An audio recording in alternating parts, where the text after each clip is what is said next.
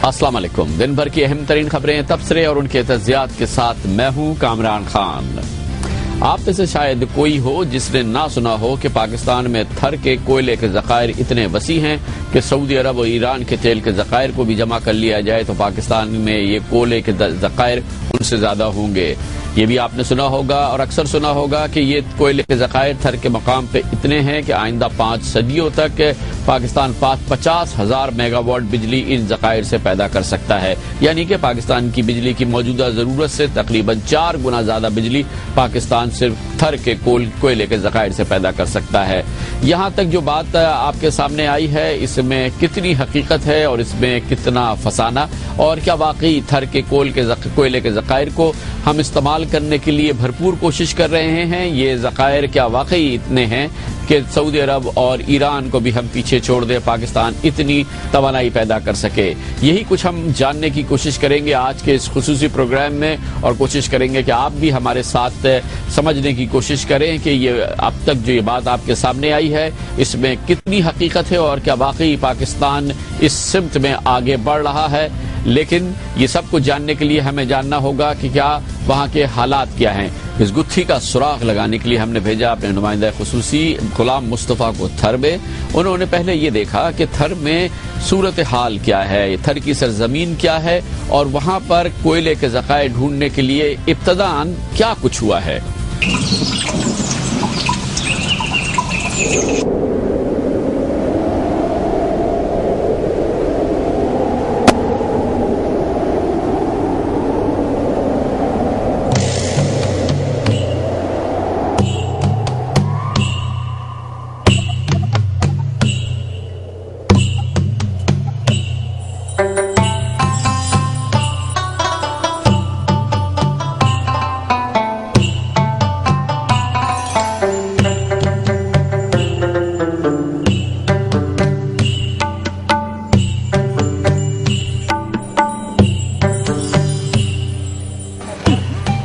सहराए थर के शहर मिट्टी में कोयले जलाकर लोहे को ढालने वाली ये उम्र रसीदा माई मरवा है।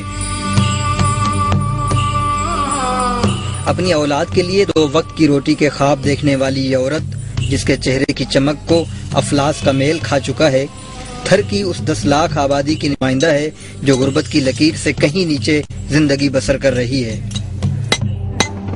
माई मरवा और उसके खावंद नथु की जिंदगी का दारोमदार कोयले पर है।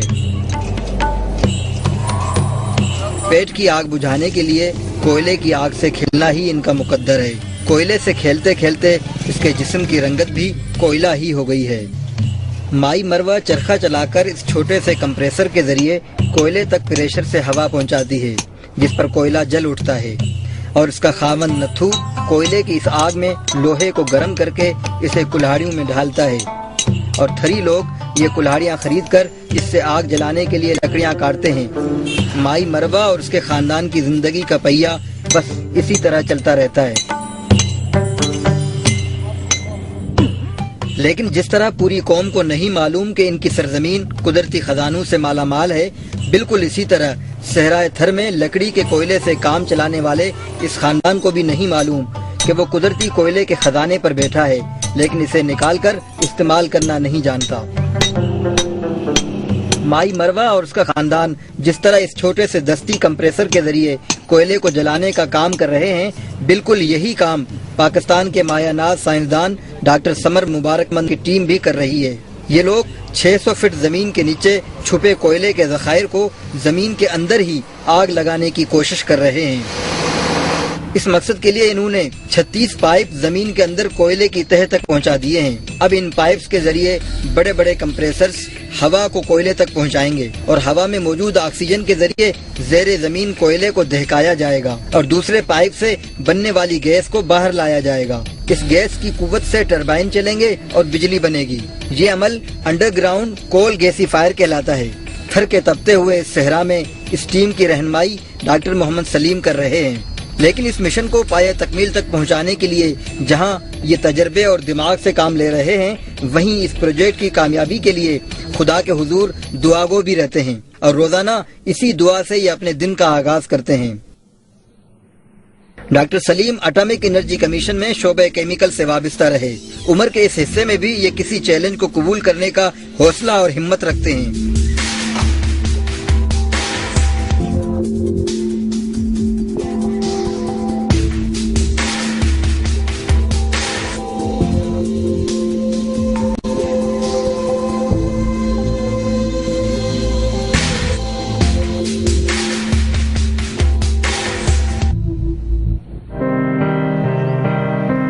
थर के इस तपते सहरा में इन्होंने रिसर्च, रिहाइश और मैकेनिकल वर्कशॉप्स कायम करने के लिए बाकायदा बिल्डिंग्स बनने का इंतजार नहीं किया, बल्कि फाइबर की शीट्स मंगवाकर जंगल में मंगल मनाने का इंतजाम भी दिनों में ही कर लिया है।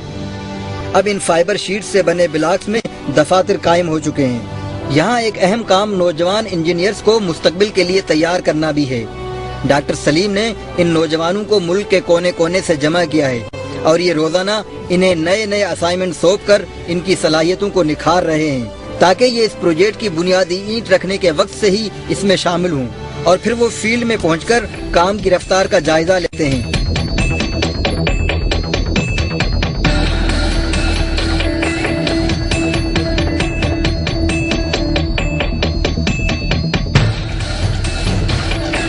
और काम करने वाले अमले से फर्दन फर्दन मिलकर सलाह मशवरा करते और प्रोजेक्ट की बारीकियां समझाते हैं। डॉक्टर सलीम ने यहाँ उस वक्त डेरे डाले जब यहाँ रेत के सिवा कुछ न था, लेकिन अब सहराओं से इनकी शनासाई काफी पुरानी हो गई है। सहरा हमने पहले भी जिंदगी में देखे हैं।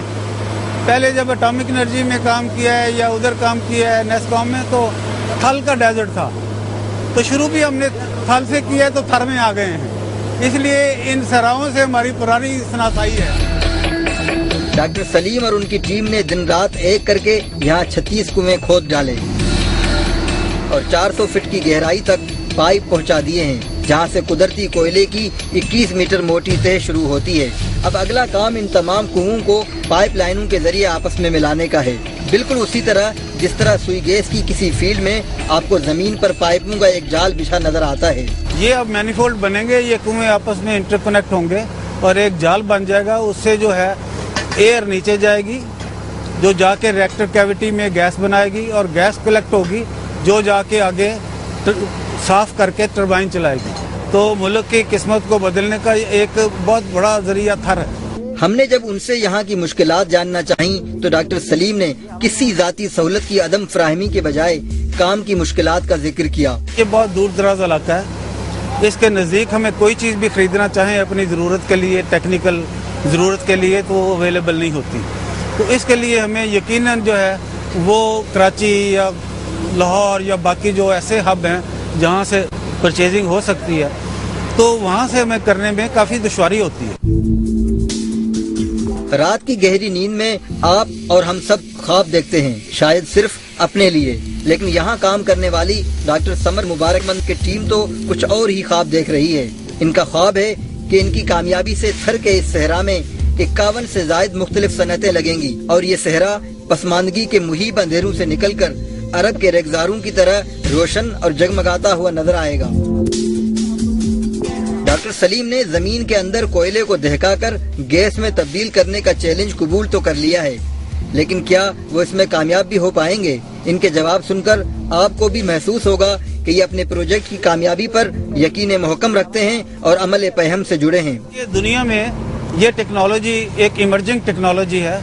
पहले ये बहुत देर तक खुफिया रही।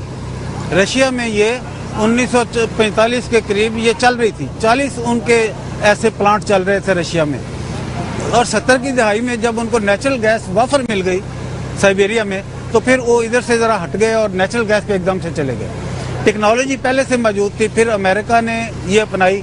उन्होंने अपने कोल के जो रिजर्व थे उसको स्टडी किया, लेकिन वो निकाल नहीं रहे, इसलिए कि उनके पास दुनिया में और बड़े ज़राए हैं एनर्जी हासिल करने के। कुदरत ने हमें ये बहुत बड़ी नेमत दे रखी है, जिसका हमें इतना इदराक नहीं है।